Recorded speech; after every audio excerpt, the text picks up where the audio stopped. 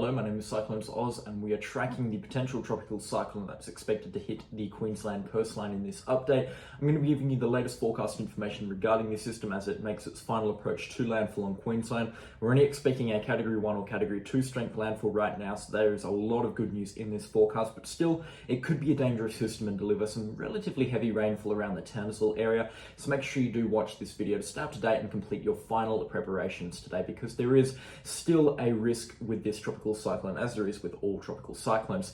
Now, believe it or not, it's not even named yet. The Bureau of Meteorology haven't pulled the trigger on this system, and I don't blame them. It looks terrible. You can see on the visible satellite imagery right now, it's barely got any thunderstorm activity around its center of circulation. It's just what looks almost like an east coast low off the coast of tropical Queensland, so it looks ridiculous.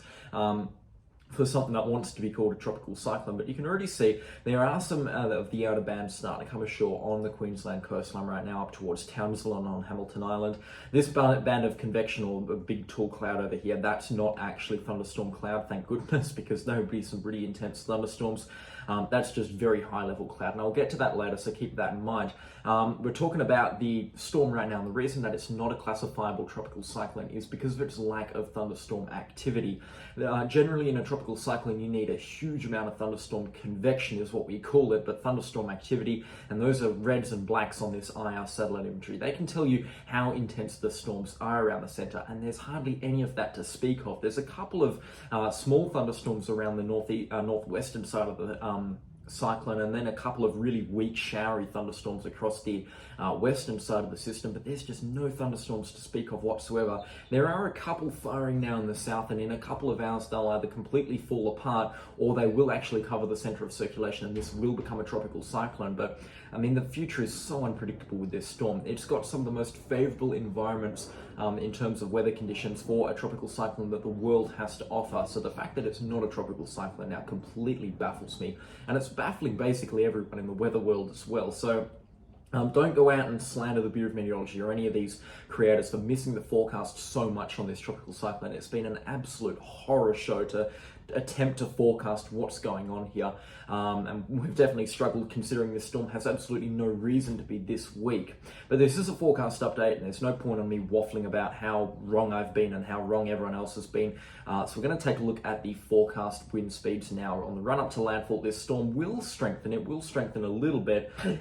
Expecting it to get up towards Category 1 status at least by tonight. It should be a named tropical cyclone tonight, and if not, then I don't even know what to say at that point. But the Access G3 model, which is the Bureau of Meteorology's own forecast model, has this being a named tropical cyclone by tonight, and then continues to intensify throughout Thursday, which is tomorrow the 25th, on the run up to landfall, where it will likely make a landfall right on top of Townsville, or just towards the north of Townsville, with peak wind speeds, I believe, at around 100 kilometers an hour on the northern side of the system. Yeah, so still relatively strong wind speeds, and they will cause some property damage. They will down trees, they will down power lines, and they could throw deck chairs around. So if you haven't already, make sure you've got everything secured in the backyard. You're bringing in things that could potentially become missiles and so forth. And if you've got a couple of hours spare today and it's not too windy and not too dangerous, then maybe trim up some trees that have the potential to drop big branches. If you live between Innisfail down towards, I'd say, Airlie Beach, just to be safe. Worst case scenario, you don't need to do it, but you're prepared for a thunderstorm that comes through. It's just a good thing to have done, I guess, around your property, and who knows, it might even make it look a little bit tidier as well. But a cyclone like this, still 100 kilometers an hour, that could shred some trees up. It's still got some fairly damaging wind gusts, and for those of you who live in the southern parts of Australia, 100 kilometers an hour, that is a very, very strong cold front. That's sort of the 1 in 5 year cold front for comparison. So it will have some pretty damaging wind speeds, but definitely not that high up on the scale of how strong tropical cyclones get. However, peak wind gusts, 150 kilometers an hour, you're still talking about very destructive wind gusts coming ashore here, as per the Bureau of Meteorology's labeling. So it's dangerous stuff. This is dangerous weather that's coming ashore, and if it does come ashore as a Category 2 or even a high-end Category 2 is what the forecast suggests right now, it will still be a very dangerous system in terms of maximum sustained winds. Me personally, I don't even expect this system to get to Category 2 status. I reckon it'll make landfall as a high-end Category 1 strength system with maximum sustained winds of around 90 kilometers an hour and maximum wind gusts of around 130 kilometers an hour. That's my prediction right now. It's actually fairly in line with the Bureau of Meteorology's forecast. Not the Bureau of Meteorology, the Access G3's forecast. The Bureau of Meteorology is still going a little bit higher than me, but I reckon that's out of uncertainty. So there's still quite a lot of variables in this tropical cyclone to decide on. And the reason why I've been saying I've really been hoping for this system to have formed by probably about 2 or 3 days ago is when the tropical cyclone forms and we get an idea of its forward motion and how it develops. If it develops in a sloppy fashion, then we're going to get the idea that this system's going to be a very sloppy storm. And generally when they become tropical cyclones, it's a lot easier to predict their motion and their intensity at landfall. Whereas when they're tropical lows, they're just very, very difficult to intensify because there's still this chance this storm, it's got 36 hours, it could still rapidly intensify on the run up to landfall. And if it does that, then we're looking at a Category 3 landfall. However, that is so unlikely at this point. I don't even think it's worth mentioning at this point that a Category 3 landfall is just so off the cards that it's not even funny. Still though, a strong impact is expected in terms of maximum sustained winds. I know a lot of you guys up north that think Category 2 is nothing, it's just a gusty bunch of thunderstorms, and to a degree it is a gusty bunch of thunderstorms. Your house will be fine, it will be built to Category 2 standards at least. However, when you're talking about Category 2 strength winds, this is the stuff that can rip branches off trees, it can throw things around in the backyard, it can blow your carport roof off, it can still do some pretty significant damage around homes and stuff, homes and property. So it's advised that you are as prepared as possible in a situation like this. And I mean, because the storm's taking forever to form and forever to blow up any meaningful convective activity, you've still got all day today to prepare. The outer bands of the system are only going to be coming ashore by around, I'd say maybe about midnight tonight.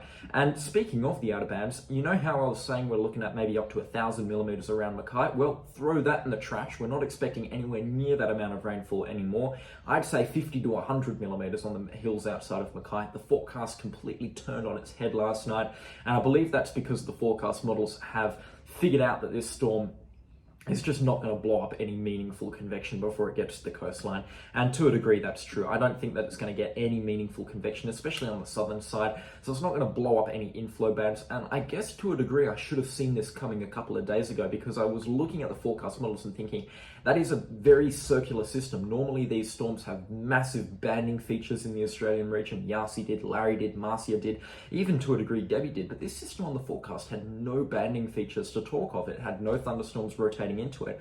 And that's why I say I should have seen this coming, that this rainfall forecast that we were seeing, or this flooding emergency that we're seeing out of Mackay, was going to completely dissipate, because it has. So if you have prepared, under my advice, between Bowen and Mackay for a major flooding situation, well, it doesn't look like you're going to get it anymore.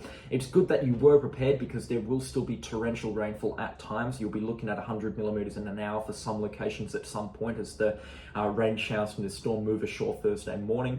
But you're not looking at this catastrophic flooding emergency that I was talking about. And again, I do apologize for that. That was pretty bad advice from me, and I should have probably gone with my gut instead of the Bureau of Meteorology forecast at that time. So a little bit regrettably, there I didn't look at the forecast and go with what I thought was going to happen. But still, there will be some decent rainfall in the area. I wouldn't discount 100 millimeters in some locations just outside of Mackay, but there will be places further north that pick up the real deal in terms of rainfall. From a cyclone, the destructive core as it moves ashore, you're talking about 400 to 500 millimeters in some places, and then inland in the hills, maybe 500 millimeters again in one or two more locations. So still a lot of rainfall is expected from the destructive core of the cyclone. I think the Access G3 model might have this system a little bit too far north, but again, the Eastern Relief has moved the system further north. The Icon model is the forecast that I like the most right now in terms of rainfall. They're bringing the worst of it ashore around Townsville and Ayr, which is sort of the zone that we've been looking at for a landfall. Right now, I'd say the landfall is most likely on or just to the north of Townsville at this point. So it's shifted about 30 kilometers up the coast, and that's because of the storm's motion last night. It wobbled about 30 kilometers up the coast, which I did say was a possibility, and it looks like it has happened. Still though, the further south that it makes landfall, there will be a significant amount of rainfall just outside of Mackay. Again, 200 millimeters cannot be ruled out for some locations. and it will fall very, very quickly, that amount of rainfall. It will fall in heavy showers, so the risk of flash flooding is certainly there. And once again, it's just better to be prepared in a situation like that. So if you have sandbagged up your home because you live in a flood-prone area, don't take the sandbags away yet. Just wait for the cyclone to pass. I know it's an inconvenience, and I know it was a bad comment. I guess a bad forecast, but it's just better to be safe at this point. And who knows, there is still the chance that if this storm wobbles a little bit further south, then you do get a sure 400 millimeters of rainfall. So it is just, once again, best to stay safe. These cyclones are so unpredictable, and considering the fact that it hasn't formed, it's just been really difficult for us to give a proper forecast here. And again, I do apologize for that, because I know that there are a lot of people watching these videos and taking action upon these videos, and certainly I am trying to give the absolute best advice possible, and I do feel that I have given some very good advice on this tropical cyclone. I've certainly gotten people to prepare between Cardwell and Bowen, and that's very good, because that's definitely going to be the ground zero in terms of the landfall. But with this unpredictable forecast, this incredibly unpredictable tropical cyclone, it has been an absolute horror show to make sense of. But right now, Category 1 or Category 2 landfall outside of Townsville. Destructive winds are expected, heavy rainfall around the landfall site is expected, and heavy rainfall is possible outside of Mackay, but not as likely as what we were looking at yesterday. That's kind of the takeaway from the forecast right now. Now, we will take a look at storm surge just before I take a look at rainfall inland through Queensland, because there's been a huge shift in the amount of rainfall expected in southeastern Queensland, for the better, might I add, so stick around to get the latest on that. But yeah, throughout Thursday, we're going to see this pretty big storm surge of maybe, I would say, 5 to 6 feet come ashore around Ayr to Townsville. That's 1.5 to 2 meters. So still a pretty significant amount of water expected to move ashore from this tropical cyclone as it makes landfall. And you're talking about maybe 1.5 meters above the highest astronomical tide. So there will still be flooding along the Townsville and Ayr coastlines, especially considering it's such a flat region of Queensland. So if you have prepared for flooding there, that's very good. And if you haven't prepared for flooding there and your house gets dangerously close to flooding on the highest astronomical tide of the year, I can't imagine that's many properties, mind you. But if you are at risk of flooding, you know if you are, then I would highly recommend preparing throughout today, just moving things to either a second story or valuables to a second story, or sandbagging if you can. It's probably not going to end up being a flooding emergency, but once again, it's just far better to be prepared than to lose everything. It will be covered by insurance in a situation like this. However, the hassle of dealing with an insurance company, and I'm speaking from experience here, is something you'd never want to experience. And I'm sure people have already dealt with cyclone insurance companies up here. Let me know how they are, because if they're anything like they are in Perth, then you just don't want a bar to do with it. So I apologize for everyone in advance that has to deal with an insurance company in a situation like this. But yeah, let's take a look at rainfall inland. I'm very inclined to follow the Eastern Relief rainfall forecast at this point. It looks the most accurate at this point, and it's a very plausible track. The storm goes inland and just continues on its trajectory until it gets to about, around the Northern Territory, South Australia border, south of Mount Isa. It's a common track storms take in this part of the world after they make landfall. We're no longer expecting that really strange but still possible track where it parallels the Queensland coastline and drenches southeastern Queensland. However, next weekend they could still see some thunderstorm activity that might deliver 100 millimeters to 1 or 2 locations. But yeah, certainly looking a lot drier down there, which is some good news for people down in southeastern Queensland that were bracing for up to 1,000 millimeters. That looks very unlikely at this point, and there's no forecast model supporting that said forecast. But yeah, this rainfall should be a little bit of relief to the incredible heat that they're experiencing around central Queensland and also into northeastern South Australia as well, where you're seeing daytime maximum of 49 degrees Celsius, which is threatening the all-time January heat record for some locations. Very, very hot conditions there. It is the Australian summer, of course, so 50-degree maxima are not unheard of, but still, that's really pushing the mercury right there. Make sure you're drinking plenty of water if you're watching from there. It's just best to be hydrated. Nearly said dehydrated. I don't know what I'm talking about. Best to be hydrated in a situation like that. So make sure you got plenty of water, and also make sure you're stocking up on water if you live around the landfall site, because you could be at risk of being cut off. I said yesterday a safe bet is 150 litres of water for a family. If you can fill up 6 or 7 big water drums, like the 25-litre water drums, then 150 litres is a very good number to work with. But the situation's looking a lot better than what it was yesterday, so I don't foresee a world where the water grid gets completely totaled.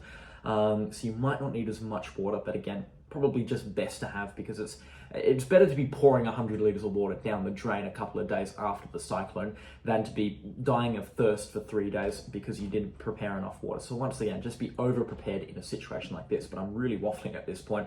The amount of rainfall in central Queensland varies drastically because it will be from thunderstorms at this point. You're looking at 100 to 400 millimetres in some locations. Around Mount Isa, probably about 100 millimetres. Over at Cloncurry, about 150 millimetres or so. These are very rough numbers. They will change drastically as this tropical low moves through here. And because it will be from thunderstorms, it's going to be very unpredictable rainfall totals as well. So again, very difficult to give a forecast on the amount of rainfall here, but I can say with a high degree of confidence, there is moderate flooding expected in central Queensland, anywhere inland basically in the western third or the western half of the state. Expect moderate to major flooding alerts raised from the passage of this tropical low, regardless of how strong it is, because again, very, very dry part of Australia, and typically when you get any sort of rainfall, the rivers flow here, and when you're talking about a year's worth of rainfall for some places, you're going to see some pretty major flooding in some regions. Again, pretty congruent among other forecast models. The GFS doesn't call for as much rainfall, but because it's a lower resolution model, I think that's why. But still, 1 or 2 locations outside of Mount Isa up to 100 millimetres is possible. The Access G3 model is the one that's going really bullish on all of this rainfall. You're talking at some locations picking up to a metre of rainfall. This is very unplausible at this point.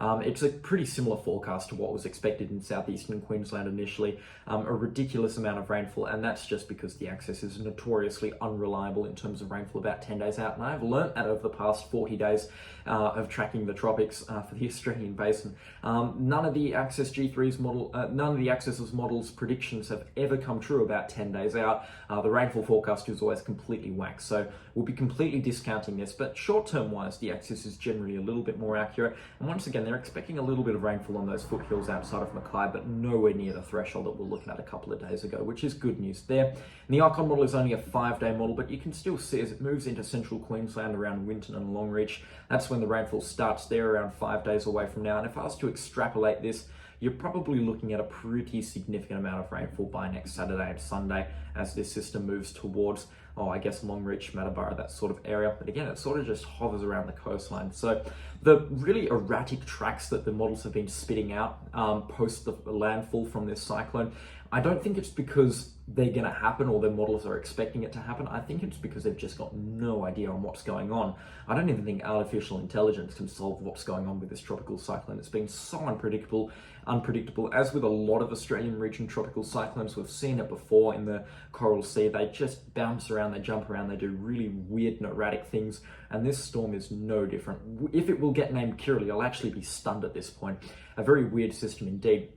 But anyway, thank you so much for watching this video. If you did enjoy it, please do leave a like on the video. And if you really enjoyed it, then please do consider subscribing as well. I'd like to give a special shout out to our members, Alexa, Dave, Farid, and Alicia. Thank you so much for your support. If you too want to get your name mentioned, then please do click the join button down below and select a status you'd like to purchase. I think it's $4.99 a month. So really, it's a drop in the ocean, but it really does help out in purchasing new software and new, I guess, tech for this channel to keep things running. So thank you so much for your support. But anyway, that is all from me, and I'll catch you all in the next storm. Goodbye.